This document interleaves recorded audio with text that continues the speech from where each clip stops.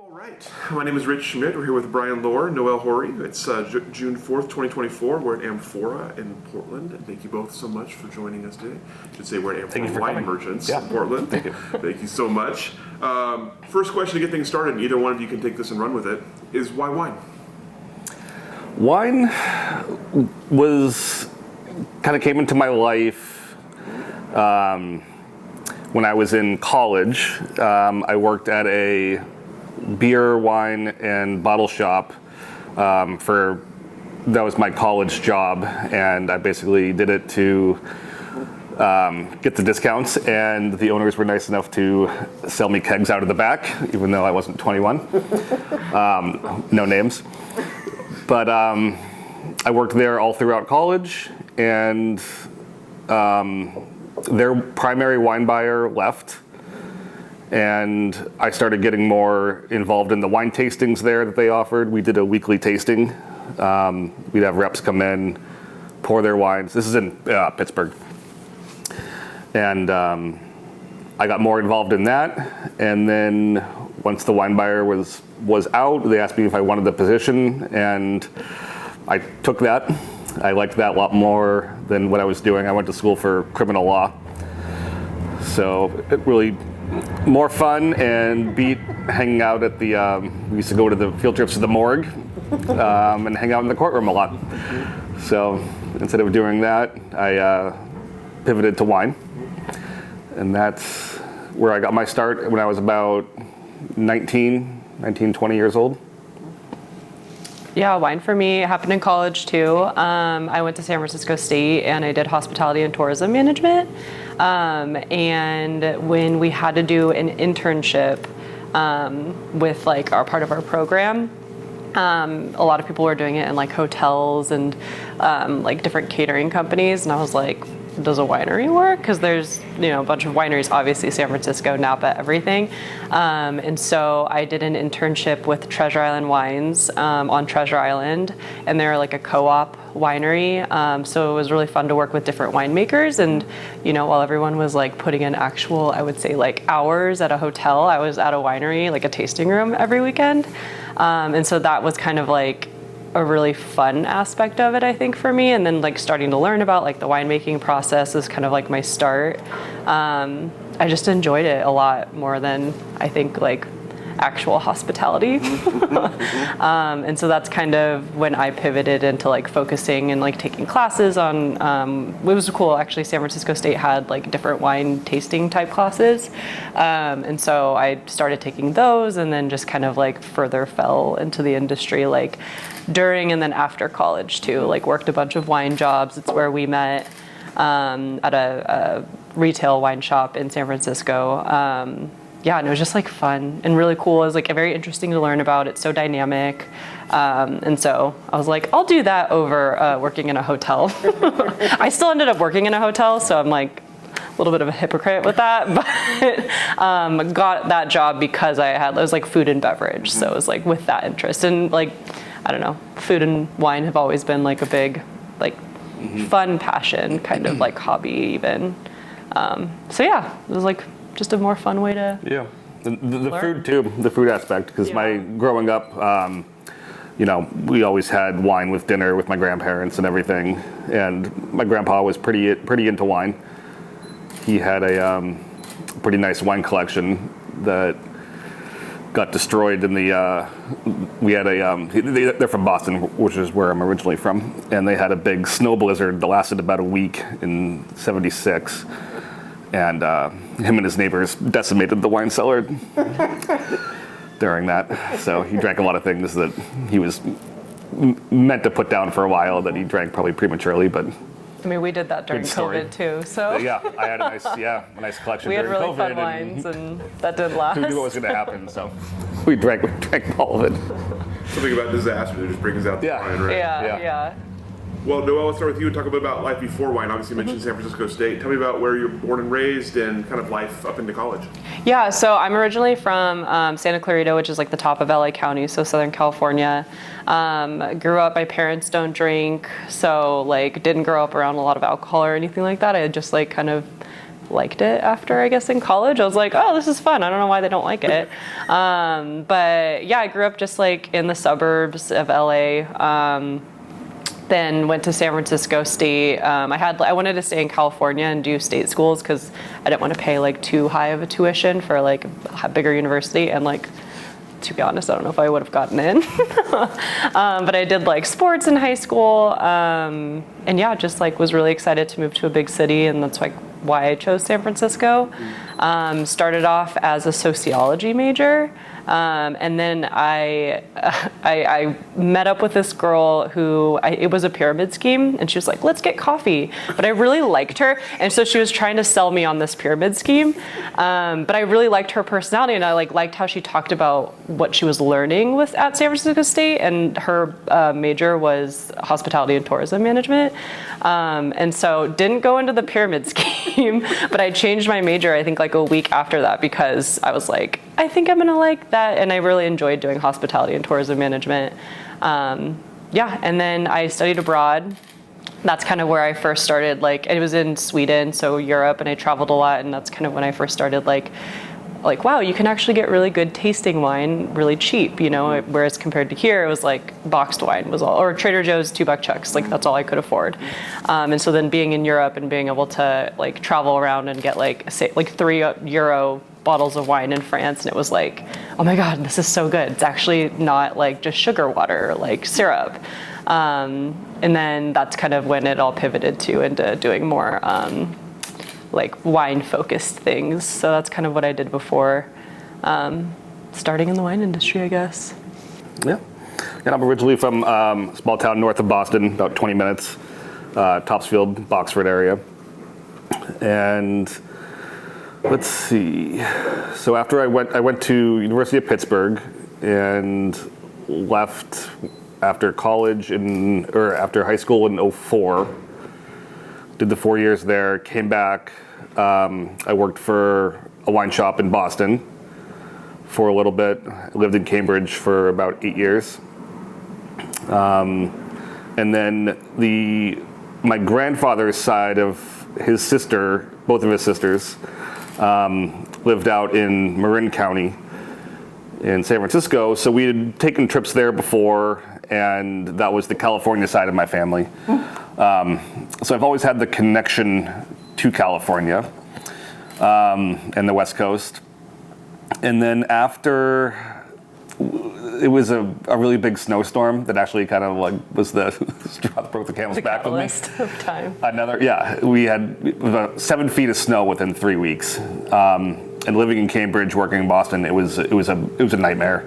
There was nowhere to put the snow, and I had broken my collarbone 3 consecutive years skiing, so I didn't want anything to do with the winter sports anymore.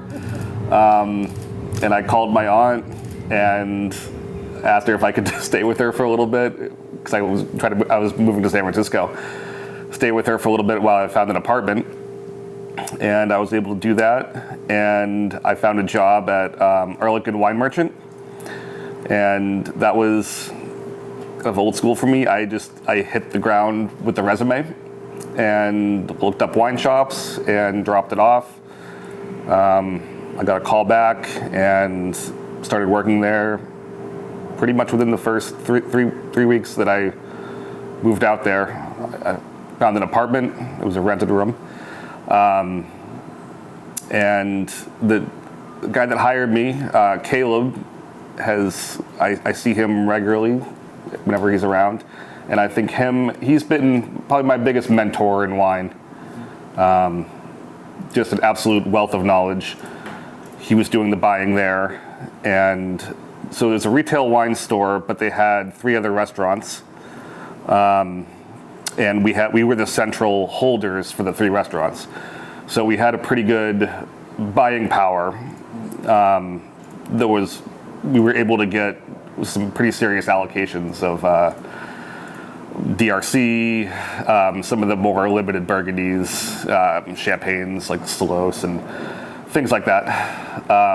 So getting a job there and having access to those types of wines with Caleb, who had the knowledge, was really where I got my my formal training. I never did wine schools really. I took some classes, but I never got certified, never did any of that route. But I think I got a better education at Arlequin than I could have at any of those schools. Being around, that type of wine with Caleb's personality and tasting what we always tasted as a team when all the reps came in. So there were some days, we'd try 30 wines. And just, meticulously keeping the notes about all of those and being around that at all times was, and I was there for almost 7 years. Caleb left and I actually ended up taking his job over before I left.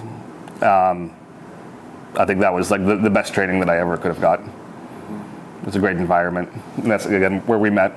Yes, tell me about that. Yep. He hired me. Lightly. You were an assistant manager at the time, and Ian did, but I was looking for just like more jobs in like wine in San Francisco. I worked at a wine bar in Pacifica. It's called A Grape in the Fog. It was amazing. And I was still at the Treasure Island Wines as well. And I was like, let's do retail or a wine bar too, like in the city. Yeah, so I just I did the same thing. I think I dropped off my resume and then came back and I remember looking at it and knowing that one day she was going to be my fiance. Okay. But yeah, it was, came in, did an interview, and by the time that I took the bus home, I think you or Ian had emailed me and were like, do you want to start next week? And then that's kind of when I was only there for a short amount of time because I actually we were short-staffed. Yeah, okay. Because after that year, so I think that was December, and this was 7 years ago now, I did an internship. I wanted to go back abroad because I loved it, had a lot of friends still in Europe, and so I was looking for internships specifically in wine abroad, and I found one in Spain, and at that time I was like, well, even though I have 5 jobs in San Francisco, I'm just going to move abroad and leave it all and do this internship in Spain where I was an assistant somm in a Michelin star restaurant, and it was in Tarragona. I was really close or not really close, but right below Barcelona, and it was horrible. Cried every day, awful. I didn't know enough Spanish, and that was kind of more of a key thing. If I knew more Spanish, it would have been a lot more comfortable, and everyone was really nice, but it was just grueling work, 18 hours a day, just nonstop on your feet, and really intense. It was really cool working in this type of restaurant too, but I was I can't do this. I need to practice Spanish more, and I was there for about 9 months in total. So I did a month and a half or 2 months at this restaurant and talked to this it was a learning language school program, and talked to them, and they put me in a different internship in Bilbao, where it was a female-owned and operated urban winery, and that was amazing. I loved it. It was called Bodega Urbana, and so that's where I left Brian for about pretty much 6 months to a year. Yep. I went into a hard depression, and that's... Okay. And yeah, so that's kind of where we met, and we only worked together for, again, I think 9 months, and then I was like, bye, see you later. And then I got a job at a hotel and was it was in San Francisco, and so I moved back. I waited. Oh, yeah. But yeah, we started dating right when right when I came back too, and he was still at Arlequin. So it was kind of fun to go back, and everyone who was there when I was working there was still. Yeah, we did a pretty good job of retaining staff there. Tell me about learning wine for both of you. You obviously mentioned formal education to a point, and you had a lot of different mentors, a lot of different kinds of experiences. What intrigued you about wine, and what were the sort of the exciting points about learning it? I guess the ways in which you learned it, and what kept you wanting to learn more. I think, well, for me, the first book I read was Windows of the World. And it was the restaurant at the top of the trade centers. Kevin Zreeli, I think, is the author. That's right. So that was my first book, and I remember reading that at least 4 or 5 times. I'm kind of more of like a textbook learner when it comes to how I learn. So I liked the format of that book, and then having that book while you taste wine was probably the most beneficial for me. Like I said, at Arlequin, we got to try a lot of wine. So matching that up with being able to taste the wine from the areas that you learn about, I think was the biggest thing for me. And then obviously traveling to wineries. When I was at the Pittsburgh store, we got a trip down to Argentina and Chile, which was my first real like wine trip. In Massachusetts, there's really, I mean, you can go to the Finger Lakes, but other than that, there's really no wine regions in the area. So going down there, we flew into Santiago and then drove through the Andes to Mendoza. Being able to try those wines, you know, in the set and setting with the wine was really kind of groundbreaking for me. And then being able to go to all the Napa wineries, Sonoma, being able to try the wines that you know you read about in their setting was super beneficial for me. And then during my time at Arlequin, we went to France multiple times, Spain, Germany, Oregon a bunch, because that was a thing. So I got to, you know, that's kind of how I got to know Portland. But by coming here on wine trips, and we'd stay in Portland, go to Powell's Books, do that kind of thing, pre-COVID. So it's a little nicer. But, yeah, but just I really enjoy learning about wine, and I've always had I wouldn't call it a fear, but I don't like to not know the answers to something. So, you know, working in wine, I like to be able to, you know, talk to people, and I even to this day, like I still enjoy learning and want to learn as much as I can. Yeah, so I had a little bit more formal like classes. I took classes and everything. In college, I took a course, and it was like food and wine pairings, and then I did the WSET level 2 and 3, and I was doing the level 3 when I was at Arlequin too. So it was really cool to like try so many wines there, and then also at like work as well. And so I feel like I learned a lot just like by tasting, and then about the whole process as well of like buying wine and with like, I don't know, managing reps and everything, because I hadn't had experience with that. I only worked at wineries prior, and so also being able to work at a winery and kind of go through like harvest and bottling, and I didn't do any of like the crazy grueling work by any means, but it was really interesting to learn that part of it as like a first kind of experience in working in wine in my internship, and then after when I stayed at the winery for a couple years. And then the other part of like learning, I think that which I also found really beneficial and like fun was traveling. And so like by doing my internship in Spain and kind of understanding, like I learned a lot more about Spanish wines then obviously, and just their winemaking process, and being able to go to a couple like wineries, and just like it's so different, you know, how they're making wine over there, and just their culture with food and how everything is paired, and just in general like way of living. It was just really fun to learn that. And then I guess like I stopped taking classes probably after Arlequin, and then going into like being like the wine buyer at like the restaurant for the Hyatt, and kind of in that process of it is just kind of continuing to learn different facets of the wine industry, which was really fun. But aside from that, like formalized, like I'm not a textbook learner. I read a lot, but it's like fiction, not necessarily like out of a book. I think another way of like learning about wine that was really fun in San Francisco was having a couple different groups of friends who were also in the industry, and planning like dinner kind of party nights, like with Brant and Gabby. We would do like really fun tasting groups.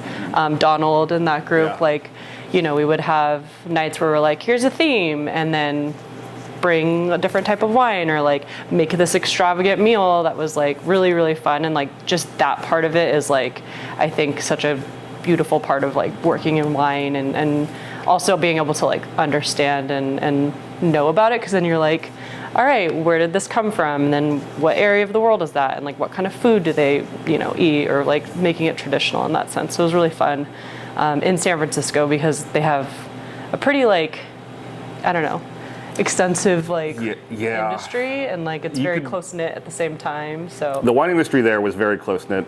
There were you had your different groups within the wine industry, but as a whole, I mean during that the time we were there, it was really fun. I mean, a couple of my friends, we formed a steak club, and we'd do different themed steaks. We do grass-fed versus grain-fed. We do different cuts, and we'd obviously bring a bunch of wine. And it was always fun to see like what people would bring from their cellars, and just the availability of wine at that time. I mean, there was this little corner store that we used to go to, and the owner was like 80 years old, and he had it upstairs, and the wine was just all, well, it wasn't even categorized in any way. It was just all in bins. And we'd go there, and we'd find 91 Ravenswoods, and like just really old stuff. And some of them didn't have prices on it, and you bring it down, and the guy's like, $30. So yeah, that was a big COVID thing for us too. We're like, let's go to the corner store, do some treasure hunting. During COVID, all the restaurants opened their cellars up for retail. Yeah. Which was nice. I remember going to Spruce was one of the best ones. Yeah, they had really fun wines. Because they had a really extensive wine list, and then they put it all out on tables and opened it up and priced it all retail, just to clean it out, get rid of it. So it was like every day was like, oh, let's take a walk to Spruce. See if they put anything else out. Let's do the one activity we can do, a long walk and then drink after. Yeah. So both of you have experiences as wine buyers. I'm curious about building wine lists or building wine inventory. Tell me about the process of learning that, and about sort of the philosophy you take to approach that. What kind of wine do you like to buy and sell, and what do you think sells a wine? So when we opened up Amphora about 2 years ago. Actually, it's like 2 years to the day. Yeah. No. Congratulations! Thanks, happy anniversary. I was thinking about that on the way here. I'm like, it's been 2 years this week. Let's see. So first, with our, you got to take into account of the space. So we don't have endless amount of space. We have a good size. We don't have like for a cellar, display. Yeah. Like what no we cellar. have is up. But so the wine buying process in California was way different than in Oregon. In Oregon, when you buy wine, it's all COD. So basically, every bottle of wine that's on the shelf you have paid for and you own. So it's a little more, in California, you usually have about 60 days, 30 to 60 days to sell the wine, which was nice because you could buy the glass wines, and by the time the bill came, it was already gone and sold. So you could be a little more loose with the buying. So more tighter here. Also, when you're working for someone, you write the check, send it upstairs, and it gets paid.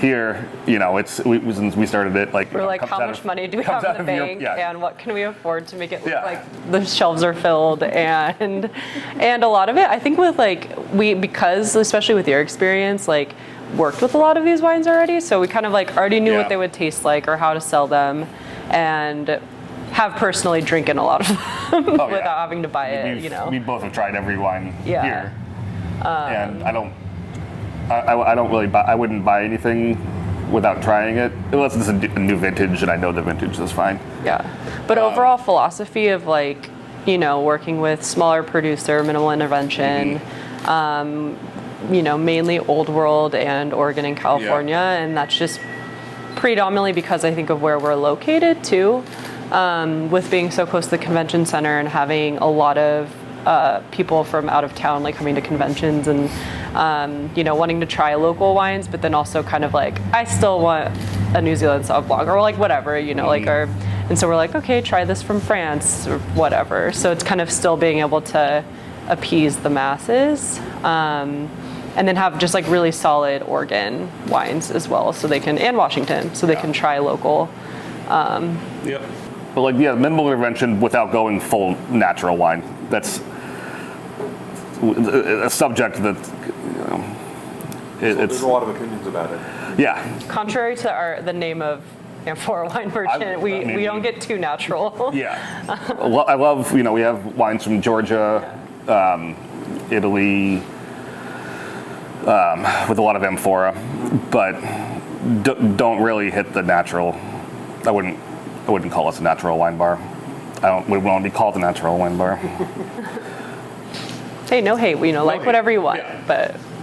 Well, let's back up for a minute then and talk about how the store came to be. So tell me about the decision to come here and open the store. So why Amphora and why here? Well, we moved to Portland, and we lived right up the street on Sandy. And when we first moved here, Noelle was working for WeWork remote, and I was going to find a job somewhere in wine. And actually ended up working for Will from Proof and Domain for a little bit. And then I was new to the area, so I was out one day walking around, just kind of exploring, and I stumbled upon this place with a for sale sign on it. And I looked in and I'm like, oh, this looks like a nice little wine bar. And then I contacted the hotel, Hotel Eastland, and it happened pretty quick, because they were like, yeah, we're looking for an operator and everything. And I had a video interview with the owner. He was in Hawaii, But this owner, so it's really cool because Hotel Eastland was privately owned, and it's a boutique, obviously, hotel. And they recently, I think like a year ago now, partnered with Best Western. So they're one of their like boutique kind of brand hotels. However, the owner, what I really like, he owns a couple hotels, and at all of them, they lease out their outlets. So they're like any cafe, restaurant, bar on premise.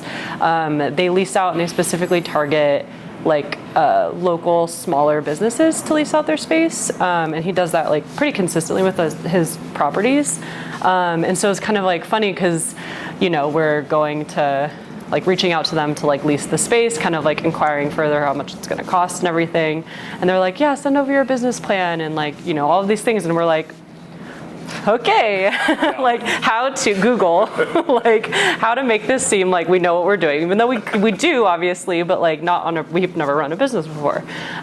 So it was kind of funny to like go through these, and we're like, there has to be somebody else who's like a bigger company, and we've kind of like talked to Jeff, the GM upstairs, and Alan, the owner, and they're like, yeah, we had like a couple like larger businesses, but we really liked the idea that it's just us two, and like kind of starting out, but we have pretty good experience in the industry, and just like kind of made a really good connection with them. And it was just like nice that they put a lot of trust into us too, to open and to have this opportunity. But yeah, it's kind of, we literally like stumbled onto it. And we're like, do we do this? Right, and it was like when Omicron, like that like strain was going around, and I was like, is this like, are we just gonna like, are we shooting our foot right now? Like, it just.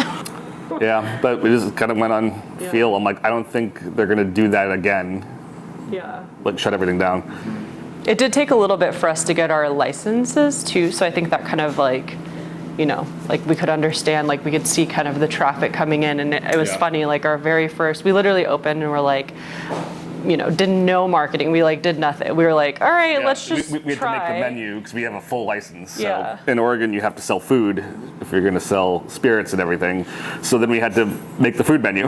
Yeah, and I was literally like, okay, well, what do I like to eat, and like what can I make that I know could be good that will like actually like where we can pass this inspection and stuff, and like literally we're just like falling in. We're like, okay. The week before or 2 weeks before we opened, one of my best friends, Marissa, she worked, I met her when I studied abroad, and she worked at a bakery in Montana in Billings, and we were like, we want to try to do a quiche, because I really like quiche, and like I think that'd be fun to have it like a menu at a wine bar, like it makes sense, right? Never made a quiche from scratch in my life. And she's like, oh, I have this really good recipe. Like we would make them in house at Harper and Madison, this bakery. And so she literally like types out this recipe and is like, try it. Like she made it for me and walked me through the steps. And then we're like, all right, I'll just try it. Like we'll do it. And we make really still to this day. Yeah. We're making these quiches. And so it was really just like falling like step by step into, different parts of opening. And our first day, we literally were like, open doors. I still work full time remote for a cybersecurity company. And I was like, I had like 3 calls scheduled because I was like, no, come on, we didn't do any, like realistically what's going to happen. Open at noon, and we didn't realize that there was a really big conference in town. And our friend Brant came and was like, happy first day, like really like, brought us like a little present and like took pictures and stuff. And like within 10 minutes of opening, every table. And I was like, I don't know how to do this. Like, I'll take the orders, I guess. Yeah, and I was like, Brian, like I have a call. I have to go interview somebody for my job. Like I didn't think, we really didn't expect anything. And it was like a rush, and it obviously was just because of the, situation. But I was like, are we being like punked right now? Like, is this real? And then I was like, oh my, is this gonna be every day? And like, no, obviously like, we figured out like trends and how busy we are, but it was like a very surreal, we were like, what's going on? And I was like, I don't even know, like, do I time? Like, how do we work these things? Like we practiced, but we didn't do like full, like every table full practice, so. True stress test, yeah. I was like, who brings out the food? Is it me or you? Who puts down the silver? I'm like, like it was really funny. It worked out well. Yeah. It was a really good like, this is it. Yeah. So. Yeah. Long-winded answer. It's a good answer. Just a very sink or swim first day. So tell me, you mentioned like you obviously had wine preferences. You had an idea what this was going to be. Tell me what sort of, I guess, what the atmosphere, what is the ethos of the place? What do you want people to come here for? What do you want to be known for? Well, what we are kind of known for is because we are right across from the convention center. We work with Travel Portland. So whenever there's a group that comes in, we get mentioned as a place to get food and wine in the area. We're about a 5-minute walk from the Moda Center. So we have a lot of people who come in before Trailblazers games. We have one of our favorite regulars, our season ticket holders, and they come in before the game and we talk to them, and might even be at our wedding. Tom Patty, if you're watching, you're invited. People before the games, the Winter Hawks are down there, and then with all the shows that go on at the Moda Center, that's our main traffic. We also work with the WeWork up the street. We do tastings with them. So I guess just known for like, being able to come into town and still be able to like visit, a small business. And, it's like us two here and our employee who's been with us since day one, and she's the absolute best. And so just like comfortable and like cozy, but and you can try different wines, everything. So you're not going to get a full Oregon wine list. I have obviously an Oregon Pinot and sometimes a Pinot Gris or a rotating white on always, but you're going to try a wine from like Slovenia or some obscure stuff that you wouldn't be able to try if you go to some of the wine bars in the area that are just like either hardcore focused on Oregon or hardcore focused on natural or hardcore French or so a nice get what you like with a personable experience. And then for the local people to come in and as with any like regular customer, you get to know their palate.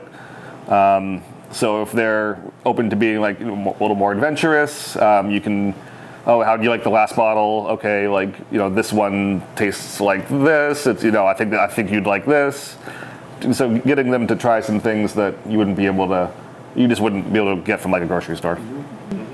And obviously because we have the back room and everything, we want to do and try to do a lot of events. We work with really good vendors like Sprig and Spread. They do like these beautiful grazing tables.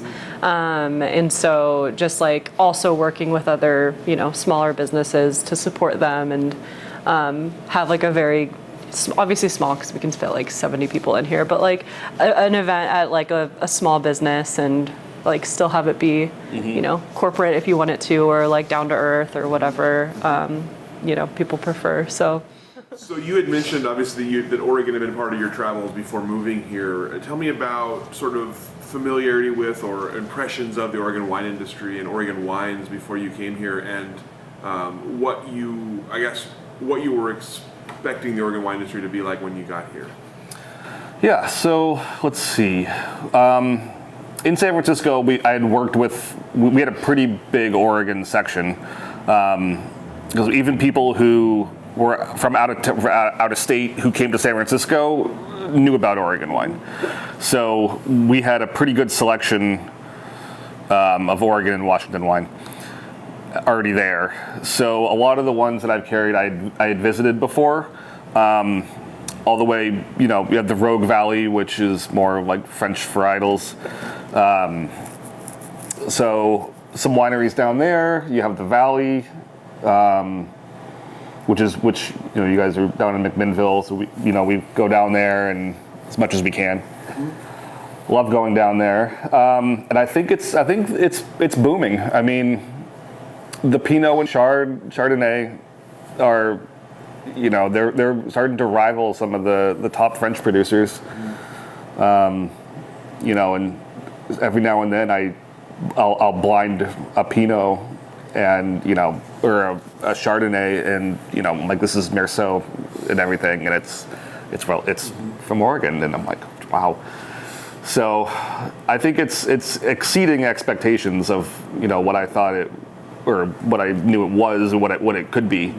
And I think it's moving in a great direction. And even the stuff, because whenever we drive around and go camping or whatever, if we pass a winery, we always stop in. Or try to. It's not too early. Natural stuff, yeah. Yeah.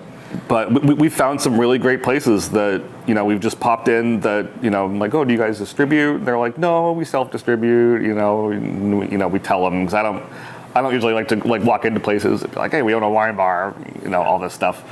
So, but we found a lot of very small producers that are making great wine that don't have the distributorship and the people don't really know about. So it's been really good to get those in here and throw it on by the glass and introduce people to it, send them down, if they're in the area, because we do get a fair amount of people who come in for the conferences who extend their trip a couple days and are always and go to wine country. Yeah, I don't know if we had like hard expectations too for like the Portland industry, like what like it would be like working and owning a business in Portland and meeting other people in the wine industry.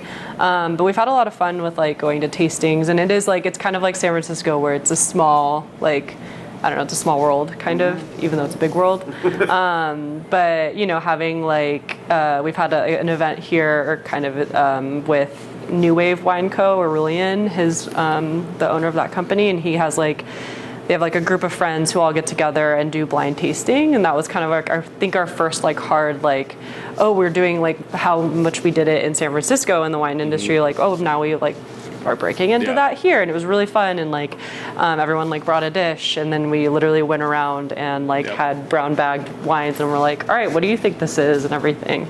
So it's also cool seeing that is still alive and happening in Portland too, aside from obviously how much up and coming and continuously it will be, how well Oregon makes wine, and Washington too. So you mentioned kind of the interesting first day of the shop being open. Tell me about the evolution and growth in the first couple of years. What are the kind of the highlights for you, and what have been maybe the biggest challenges or things you weren't expecting to have to deal with? Yeah, I think the highlights would be the events that we've been able to do. We've had events of up to about 80 people, full buyouts. And they go extremely smooth. Knock on wood. Everyone that we've had, and we do, depending on the month, anywhere from 2 to 5. Those have been really nice. I think the events have been the best. And then something that we're working on is building the wine club. because it is hard with shipping. So we do, a majority of the people who come in here are from out of town. So this year we're definitely going to focus on getting people local in the wine club. Yeah, just having it be not a neighborhood. I think that was a big we didn't really know, obviously we lived kind of in the area, but weren't sure what traffic would be like when it wasn't conference or Moda Center driven. So I think that was a big learning point. And then also learning how to be successful with large events. And I think we got really lucky with some of the vendors that we initially started working with. And figuring out how the flow of everything and that was kind of a learning point, but also I don't know, it's been pretty smooth. Yeah. So far. Yeah, and just having continuously to build a brand and have consistent, not only driven on conference or the Moda Center events, but that'll I think forever be a learning curve and figuring it out. But other highlights have been just some of the friendships we've made from people who've come in, like our regulars who come in for Blazer games and everything, where we've hung out with them outside of Amphora now. Yeah. Misha and Bindu. Yeah, our first regulars are these sisters who were coming in pretty often for a family. They had a family member in needing medical care close by, and so when we would spend hours with them, and now we only hang out with them outside of Amphora too. They're just forever will be those kind of life friends. We've gone wine tasting with them, and they have a really big passion for wine and have the same taste as us and everything. And then just we've hung out with their family and everything now. So I think those relationships are also a really big highlight for us, and big benefit of bonuses of opening a business is people you meet. What have you not done yet that you want to do, or what's in the future plans? Make wine. I think that's the long term, but I think that's, or at least having our own private label. That's first. I was gonna say drag bingo. Having a trivia, but drag bingo would be a top one for me. Having it here, so maybe little events like that, which would be, I think, really really fun for Amphora. Life-wise, it would be really fun to get into winemaking too, but. Yeah. I'm drag bingo. Yeah, but we've done some. Well, we always do a themed thing we did some mint juleps for the Kentucky Derby. Had a good little crowd here. We did the Masters menu during the golf tournament. Some pimento cheese. And just continuing to make as many things in-house too, I think, and changing up our menu and just having fun with it, I think. For when we first opened, it was kind of utility because we were it has to be these menu items in order to have our license, this, and this. And I'm we should just put continue to put things that we like on there. So we've always had tinned fish, but now we have a wider selection of it. And we went to Portugal in November and Madeira. It's where we got engaged, and bringing home. Thank you. Yeah, it was so fun too. Madeira is amazing. I don't want to tell people to go there because I want it to stay perfect as it is, but everyone should go. It was beautiful, and it was really fun. We went and tasted at one of the wines that we carry, Madeiras, and so. But being able to bring home different tinned fish from there and share it here or sell it or whatever, and so just having fun with the menu. Madeira on the menu too, because we had and 5 showing Madeiras a lot of people that poured by the glass, and people were asking about it, and then we went through them pretty consistently. People really liked it too, and so then they obviously never heard of it and are comparing it to pour or sherry even, and so being able to educate, I guess, others on it in a fun way. And we were just there. Here are pictures, even though nobody likes to see other people's pictures, but kind of that experience too. So just having more fun with what we sell and how we market it, and it's just, I think that's my It's good to have a short-term story goal. to go with the wine. Yeah. You mentioned educating there, and obviously both of you have extensive experience with wine. I'm curious about people who come in. How much educating do you do? How much educating do you want to do? And I guess how much are they expecting or asking of you? I think it's the vibe of the person. Because you could tell some people really want to talk about it, or they want to just talk to you about how much they know about it, which is fine. But also if they're like genuinely asking, and I think it's just dependent on like the vibe and the conversation. But we get asked a lot. Working with people like my whole life, you get a sense like, do you want to hear do they this? want to? Yeah. Or am I just I always ask you looking for anything particular. Do you help finding anything? If not, let me know. Or But then having like, some of our regulars come in and they bring us wine sometimes too, and then it's kind of like, let's open it up and then like talk about it and everything. That part is fun and a more like, if we want to get into the details, we can. But it is fun. I think like you can do small, like very like vague education on things. Like, even if people are asking about certain wines by the glass, it's like, oh yeah, like this is out of like Napa, for example. We've had like this one cab on our menu, and it's like female winemaker. You can give like 2 points of it, and they're kind of like, oh, that's really cool. I like it a lot, And so it's like, I think smaller education pieces like that happen a lot, especially with like when we have any local wines on the menu. It's like, yes, it's a 45-minute drive to this winery. This is like what the winemaker's like, and that is, I think those are more like organic conversations that happen daily. I think San Francisco, more people, come in and want to know like the pH of all the wines and everything. And well, you mentioned obviously you just recently got engaged. I'm curious about other things on the horizon for you, either of you or both of you, either M4 related or not. Anything else on the horizon you're excited about? I guess the wedding is we gotta plan the wedding. the big thing. But it's really great because we have vendors who we work with, and we could buy the wine and alcohol for it at wholesale cost. So All I really care saving about money. is what we're drinking. Yeah. Everything else I don't Oh, not marrying me. put it to you. Oh no. That's So that's exciting. It'll be early fall next year, and then we're moving soon, just to a new apartment. But we live up in Vancouver. yeah, I don't know. Last year we had like our big trip, so we don't have anything else like big planned this year. I'm traveling a lot less for work, so I think just being able to like be in Portland and like really hang out for summer and relaxing a lot. I'm sorry, this is all about me.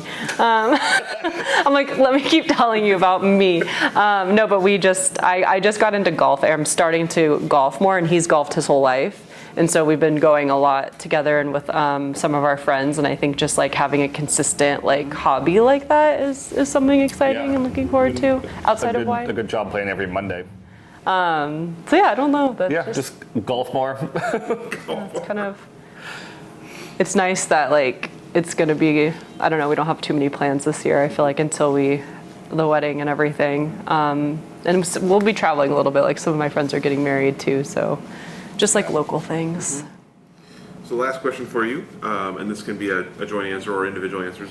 Greatest achievement, what are you proudest of so far? I think opening my own business, probably is the one. It's really nice to not have to answer to really anyone but yourself. So But to me. I don't know. Well, oh jeez. But you just have total control of like your own destiny, in the sense of whatever you get out of it is what you put into it. I mean, I've been very lucky at Arlequin and in Boston, where I really I didn't have a lot of anyone like overseeing everything that we did, because I pretty much ran it pretty smoothly. But yeah, I mean, opening up my own business, our own business, I think is probably better than the round I played at Spyglass. But yeah. Yeah, I would say the same. opening up a business and like having it at least manage itself, where I don't feel like we're, going into debt or doing anything like that. It's like been self-sufficient, and I think that within itself was like shocking, because I didn't know what to expect and kind of felt like that's not how it works. But and having it. I've always, wanted to.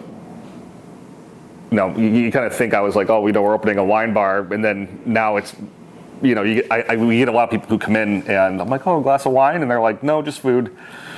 It's like, okay, so we're kind of, basically like a restaurant. So I never really, I guess I didn't envision that from the start, but that's kind of what it's morphed into, which is fine.